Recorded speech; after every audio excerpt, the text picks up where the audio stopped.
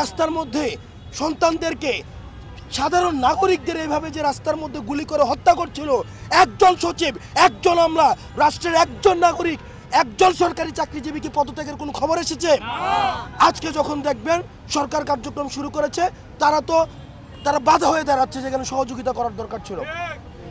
আমাদের জীবন থাকতে আমরা স্পষ্ট ভাষায় বলতে চাই, হাসনাত আব্দুল্লাহ বেঁচে থাকতে, বাংলাদেশে লক্ষ লক্ষ হাসনাত আব্দুল্লাহ রয়েছে, বেঁচে থাকতে এই সংস্কার কার্যক্রমের যদি বাধা বিশেষ করে সচিবালয় থেকে আসে, সেটা কঠোর হস্তে সেটাকে জনগণকে সাথে নিয়ে সেটাকে প্রতিরোধ করা হবে।